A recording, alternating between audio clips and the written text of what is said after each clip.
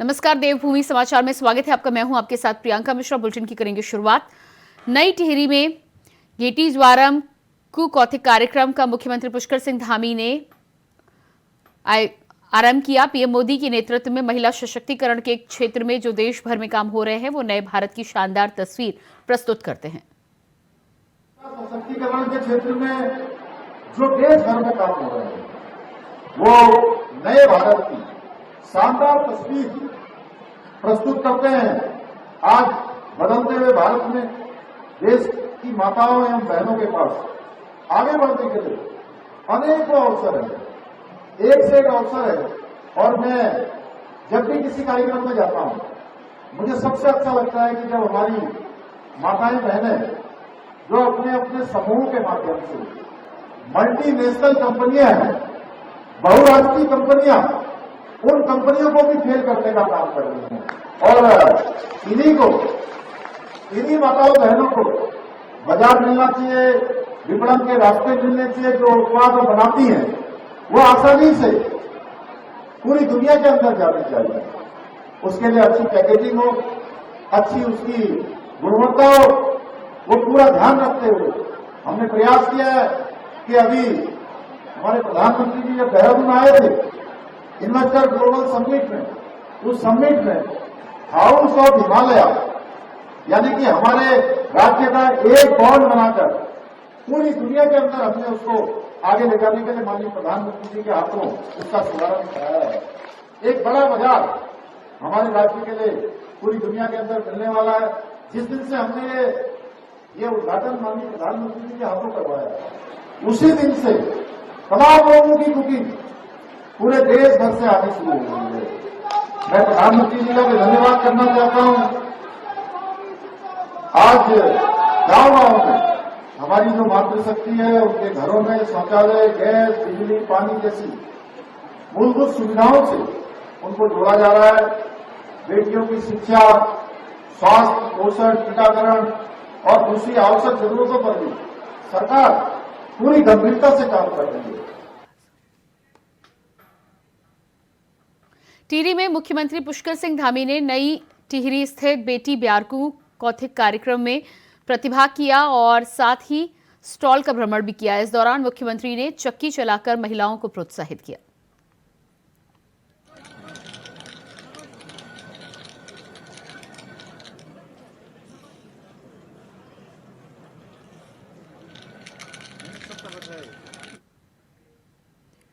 हल्द्वानी में उत्तराखंड मुक्त विश्वविद्यालय के 8वें दीक्षांत समारोह में कल मुख्यमंत्री पुष्कर सिंह धामी, राज्यपाल रिटायर्ड लेफ्टिनेंट गुरमीत सिंह, केंद्रीय राज्य मंत्री अजय भट्ट और शिक्षा मंत्री धन सिंह रावत शिरकत करेंगे।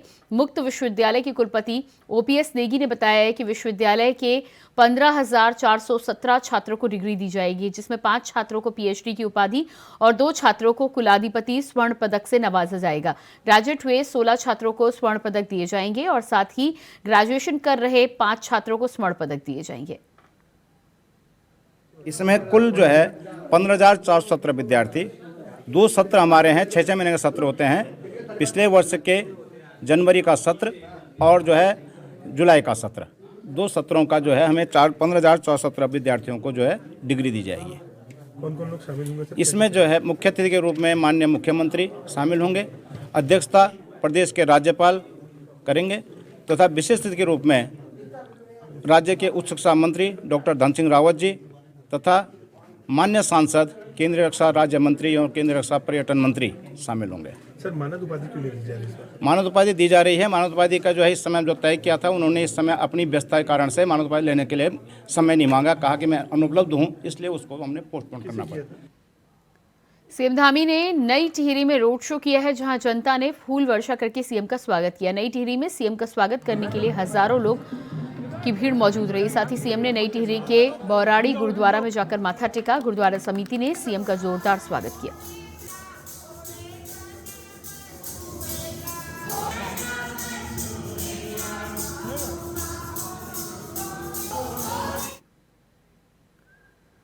नशे का कारोबार अब इतनी तेजी से फैल रहा है कि अब नशा तस्कर सड़क मार्ग से नहीं बल्कि हेलीकॉप्टर से नशीले पदार्थ पहाड़ों पर लाने लग गए हैं। ऐसे ही एक नशा तस्कर को चौकी गोचर पुलिस ने चेकिंग अभियान के तहत गुजर हवाई पट्टी से अवैध स्मैक के साथ गिरफ्तार किया है।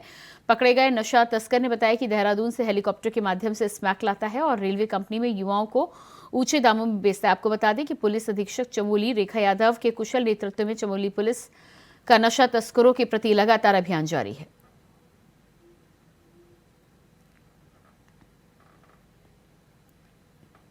खबर देहरादून से है, जहां हाथीखाना चौक पर मारपीट व लाइसेंसी पिस्टल से गोली चलने वाले युवकों पर दून पुलिस ने सख्त एक्शन किया है। मारपीट व पिस्टल से गोली चलाने वाले 5 व्यक्तियों को 12 घंटे के अंदर गिरफ्तार कर लिया गया है। तो वहीं मौके पर उपद्रव करने वाले 3 व्यक्तियों को भी गिरफ्तार किया गया है। घटना में प्रयुक्त लाइसेंसी पिस्टल कारतूस को बरामद कर लाइसेंसी निरस्तीकरण की रिपोर्ट भेजी गई है। वहीं एसएसपी ने अराजक तत्वों और माहौल खराब करने वाले के विरुद्ध सख्त कार्रवाई करने के निर्देश दिए हैं। कहा है कि किसी भी दशा में दून का माहौल खराब करने वालों को बख्शा नहीं जाएगा।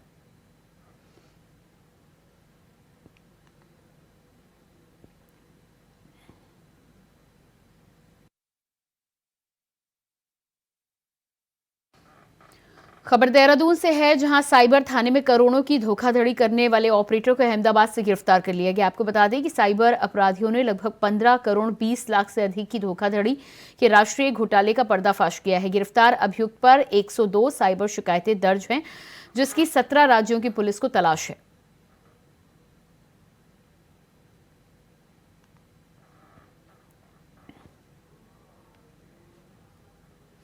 उत्तराखंड बीजेपी अध्यक्ष महेंद्र भट्ट का लोकसभा चुनाव को लेकर बड़ा बयान सामने आया है। उन्होंने कहा है कि कांग्रेस कुछ भी तैयारी करे, हमें उससे फर्क नहीं पड़ता। बीजेपी का उत्तराखंड में लक्ष्य है कि चुनाव में मतदान का 70% प्राप्त किया जाए। उन्होंने कहा कि हम इसी लक्ष्य में जुटे हैं। इसी को देखते हुए हमारी तैयारी और सम्मेलन हो रहे हैं।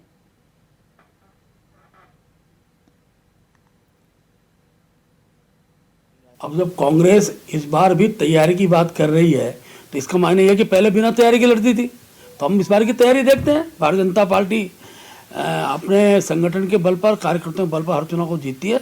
और मैंने पहले भी कहा है कि हम लोगों का जो लक्ष्य है इस बार 70 मतदान का 70% अधिक मतदान भारतीय जनता पार्टी पक्ष में हो, उसकी रणनीति के तहत ही हमारी रचना तैयार हुई है।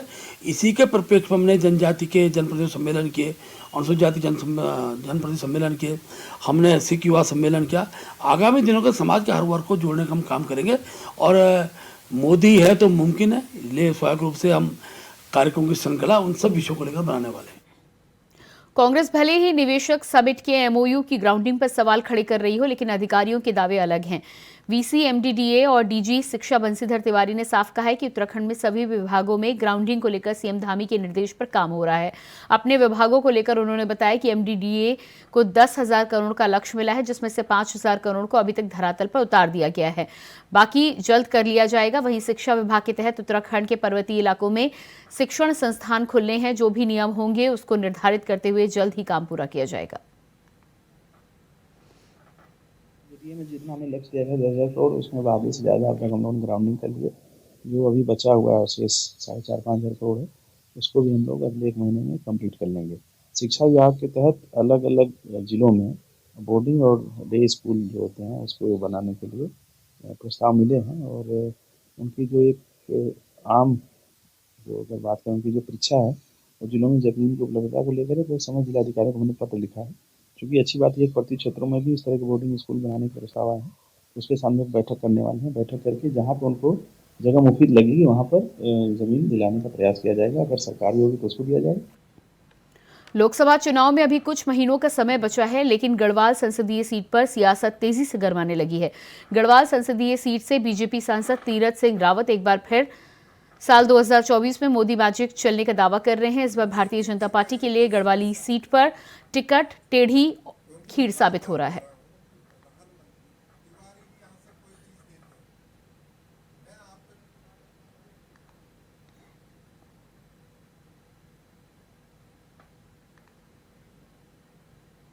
मानंदा महिला रामलीला मांगल योग समिति की महिलाएं अयोध्या में 2 जनवरी से 12 जनवरी तक करेंगी रामलीला का आयोजन। रामलीला को सफल बनाने के लिए उनकी समिति और विहिप जिलाध्यक्ष प्रताप लूथरा तैयारियों की देखरेख में लगे हुए हैं। रामलीला को मंच पर लाने के लिए मुख्यमंत्री पुष्कर सिंह धामी और कथावाचक मुरारी बापू को भी आमंत्रित किया गया है। विश्व हिंदू परिषद चमोली के जिलाध्यक्ष प्रताप लूथरा ने बताया है कि गढ़वाल और कुमाऊं में 225 महिलाएं पुरुष जनवरी में अयोध्या जा रहे हैं, जिनमें से 50 महिलाओं के द्वारा रामलीला का आयोजन किया जाएगा, जिसके लिए पूरी तैयारियां कर ली गई हैं। ये महिलाओं की रामलीला है और भगवान राम 500 साल बाद अपने जन्म स्थान पर विराजित होने वाले हैं। ये हम सब लोगों का सौभाग्य था, तो हमने सोचा कि इस सौभाग्य को आनंद के साथ मनाएं और अपनी पहाड़ की शैली में होने वाली रामलीला का आयोजन वहाँ के लोगों को दिखाएं। जी, हम बरसों पुराने इतने सालों से हम बहुत इंतजारी के बाद अब भगवान रामलला अपने मूल स्थान पे स्थापित हो रहे हैं। ये इससे बड़ा सौभाग्य की बात क्या हो सकती है कि हम भी वहाँ पे अपनी 14वीं रामलीला कर रहे हैं। माननीय चंपत राय जी जो हमारे मुख्य सचिव, वो गर्भगृह के सचिव हैं रामलीला कमेटी के, उन्होंने हमें न्योता दिया है आदरणीय लूथरा भाई साहब के, उससे विश्व हिंदू परिषद के जो जिलाध्यक्ष हैं लूथरा भाई साहब के माध्यम से हम वहाँ पे जा रहे हैं। मैं हनुमान का रोल कर रही हूँ। इससे पूर्व हमारे उसमें जेएमसी में कोई लड़का ही पाठ खेलता था हनुमान का, लेकिन अभी विगत 6 रामलीलाओं से मैं ही हनुमान का पाठ खेलती हूँ, क्योंकि हमने कहा जब सारी महिलाएं पात्र इसमें हैं तो मेरे अंदर एक जागृति हुई कि मैं हनुमान का रोल करूँ और हनुमान जी से आगे लेकर मैं सकुशल ही इस अभिनय को निभा रही हूँ। सबसे पहले हमारे अगस्त मुनि में ये रामलीला स्टार्ट हुई और हम योग से भी जुड़े हुए हैं, तो सबसे पहले हमने योग का प्रचार करने के लिए ये कार्य किया था। लेकिन जैसे हम करते रहे वैसे लोग जुड़ते रहे, योग से लोग जुड़ते रहे, तो मेन मकसद हमारा योग का ही है, इससे लोगों को योग से जोड़ना। बुलेटिन में फिलहाल रुकते हैं एक छोटे से ब्रेक के लिए, फौरन वापस लौटते हैं। ब्रेक के बाद बात करेंगे अगली खबर की। 22 जनवरी को भव्य राम मंदिर में रामलला विराजमान होंगे, जिसके चलते बीजेपी ने अपने कार्यकर्ताओं को निर्देश देते हुए कहा है कि 22 जनवरी के दिन केवल अयोध्या जाया जाएगा जिसको निमंत्रण दिया जाएगा। इसके अलावा उस दिन प्रदेश भर के मंदिरों में रामायण का पाठ किया जाएगा। ये सभी देशवासियों का जनमानस का पर्व है। 500 वर्ष की लड़ाई के बाद, अनेक शहादतों के बाद रामलला विराजमान हो रहे हैं। पूरे विश्व के अंदर रोमांचक रूप से इस ओर लोगों का ध्यान है। पूरा विश्व दर्शन करने के लिए आना चाहता है, लेकिन स्थान की भी सीमा है। लोग जाएंगे, उस दिन प्रधानमंत्री जी के द्वारा वहाँ पर यह शुभ कार्य होगा। हम सब लोग अपने अपने स्थान पर, अपने अपने पास के मंदिरों में कथा कीर्तन के माध्यम से, सुंदरकांड के पाठ के माध्यम से LED लगाकर उसको देखेंगे और जैसी जैसी क्रिया वहाँ पर होगी अपने अपने स्थान पर करेंगे। उत्तर प्रदेश के उप मुख्यमंत्री ब्रजेश पाठक ने निधि मारन के हिंदी भाषियों पर दिए गए बयान पर पलटवार करते हुए कहा है कि मारन का वो बयान बहुत ही दुखद है। आपको बता दें कि ब्रजेश पाठक आज दिव्य आध्यात्मिक महोत्सव की धर्म सभा में शिरकत करने के लिए हरिद्वार पहुंचे थे, जहां उन्होंने गठबंधन के लोगों, खासकर कि अखिलेश यादव पर निशाना साधते हुए कहा कि अखिलेश यादव से पूछना चाहते हैं कि क्या वे गठबंधन में गालियां खाने के लिए हैं। उन्होंने कहा है कि अखिलेश यादव को इस पर बिहार और उत्तर प्रदेश के लोगों के साथ मिलकर जवाब देना चाहिए। उन्होंने सनातन पर हमला करने वालों को आड़े हाथे लेते हुए कहा है कि सनातन पर हमला करने वाले अपनी विचारधारा के साथ समाप्त हो गए। पूज्य गुरुदेव अवधेशानंद जी के यहाँ हम सब आए, आशीर्वाद मिला है सभी संत महात्माओं का, और हम सब इस समय एक ऐसे काल से गुजर रहे हैं जो समय समय पर लोग हिंदू धर्म पर अनर्गल बयानबाजी करते हैं। हम इस मंच के माध्यम से यही कहना चाहते हैं कि जब जब सनातन धर्म पर हमले हुए हैं तो हमले कम करने वाले ही अपनी विचारधारा के साथ समाप्त हुए हैं, जबकि सनातन धर्म और भारत माता का झंडा हमेशा आसमान की बुलंदियों की ओर गया है। आज पूरी दुनिया भारत माता के गौरव को सुन रही है, समझ रही है, माननीय प्रधानमंत्री नरेंद्र मोदी जी के नेतृत्व में। समाजवादी पार्टी के नेता स्वामी प्रसाद मौर्य ने एक बार फिर से विवादित बयान दे डाला है। उन्होंने कहा है कि हिंदू धोखा है। इस बयान के बाद संत समाज में काफी आक्रोश देखने को मिल रहा है। संतों ने स्वामी प्रसाद मौर्य को चेतावनी देते हुए कहा है कि या तो अब वो अपने बयानों पर अंकुश लगाए, नहीं तो उनका मुंह काला किया जाएगा।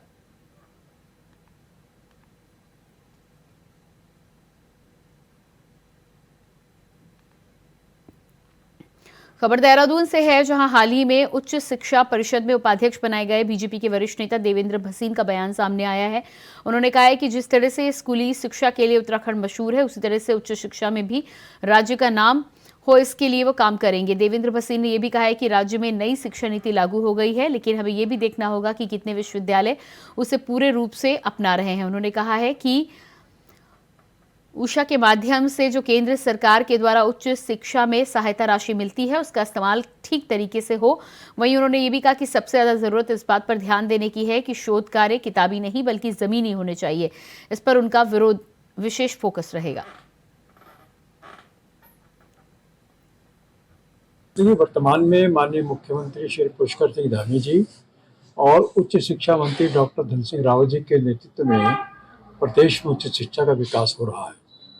अब मुझे उत्तराखंड राज्य उच्च शिक्षा उन्नयन समिति का उपाध्यक्ष बनाया गया है, तो मैं इस योगदान में अपना भी योगदान देना चाहूँगा।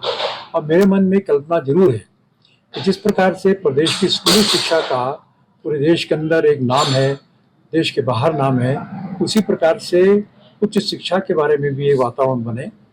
और इसमें बहुत ज़रूरी है कि हम इसके लिए और आगे कार्य करें और माननीय मुख्यमंत्री जी के और उच्च शिक्षा मंत्री जी के कामों को गति दें। देहरादून के नेहरू कॉलोनी थाना क्षेत्र स्थित महिंद्रा शोरूम में 32 लाख की चोरी का पुलिस ने 24 घंटे में खुलासा किया है। इस मामले में एक आरोपी को गिरफ्तार किया गया है, जो कि इससे पहले भी चोरी के 2 मामलों में जेल जा चुका है। एसपी सिटी सरिता डोभाल ने मामले का खुलासा करते हुए बताया कि आरोपी के कब्जे से 31 लाख रुपए से ज्यादा कैश बरामद हुआ है और कुछ पैसे आरोपी ने खर्च कर दिए हैं। एसपी सिटी ने बताया कि आरोपी ने कुछ पैसों को अपनी बहन के घर छुपाया था और तलाशी होने पर पुलिस को वहां से भी कैश बरामद हुआ है।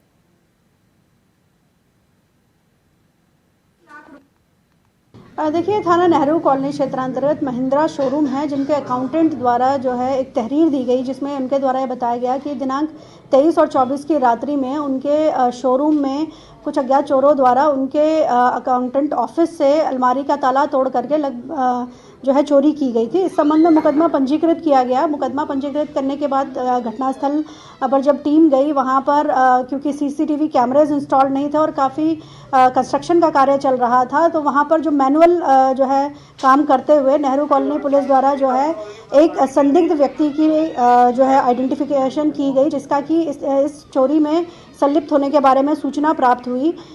ये जो अभियुक्त है दीपक कुमार, ये पूर्व में भी जेल गया हुआ है और इसके द्वारा इस घटना को कारित किया गया था।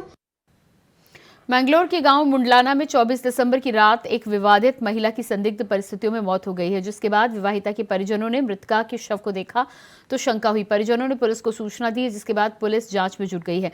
पुलिस का कहना है कि पोस्टमार्टम की रिपोर्ट आने के बाद ही कोई कदम उठाया जा सकता है। मृतका के परिजनों का कहना है कि मृतका के गले में गला घोट करने के निशान दिखाई दे रहे हैं। उन्होंने ये भी आरोप लगाया है कि महिला के सौतेले पुत्रों ने 4 साल पहले भी मृतका के साथ मारपीट की थी और अब उसके सौतेले पुत्रों और पति के द्वारा उसकी हत्या की गई है। फिलहाल इस मामले में पुलिस अधिकारी कुछ भी नहीं कह रहे हैं। उनका कहना है कि पोस्टमार्टम की रिपोर्ट आने के बाद ही कुछ कहा जा सकेगा। मैं मुजफ्फरनगर का रहने वाला हूँ। गाँव मेरा छितेला है। यहाँ मेरी बहन भी आई थी मुंडलाना गाँव में। इन्होंने फांसी दे के मार दी और इन्होंने पता भी नहीं दिया कि उसको मार दिया, मर्डर कर दिया उसका। हमें बाहर से पता लगा है और अब तक प्रशासन ने यहाँ कुछ भी कार्रवाई नहीं की उनके बारे में। आपने तहरीर दी? तहरीर दी जी, 3-4 दिन हो गए। तहरीर दी हमने, हमारे पास है तहरीर। पुलिस का क्या कहना है? पुलिस का कहना है रिपोर्ट आएगी जब कार्रवाई करेंगे, उससे पहले कोई कार्रवाई नहीं करेंगे।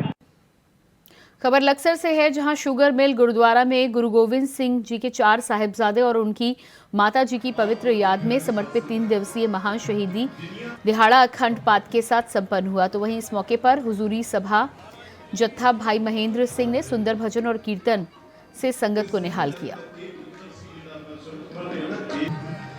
आज दंदन साहिब श्री गुरु गोविंद सिंह जी महाराज जी के 4 साहिबजादे और माता गुजर कौर जी की शहीदी दिवस को समर्पित महान शहीदी दिहाड़ा लक्सर गुरुद्वारा साहिब में साहिबजादा अजीत सिंह सेवा सोसाइटी व समूह सात संगत के सहयोग से मनाया जा रहा है।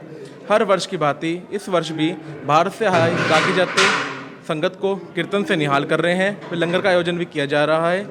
गुरु जी के 4 साहिबजादे माता जी ने जिन्होंने अपने सर्वंश कुर्बान किया था सिख धर्म की रक्षा के लिए, सनातन की रक्षा के लिए, इस्लाम ना कबूल करते हुए अपना प्राण न्यौछावर किए थे, उनको श्रद्धांजलि अर्पित करते हुए आज ये शहीदी दिवस मनाया जा रहा है। और इसी के साथ देवभूमि समाचार में फिलहाल इतना ही। खबरों के लिए बने रहिए इंडिया वॉइस के साथ। नमस्कार।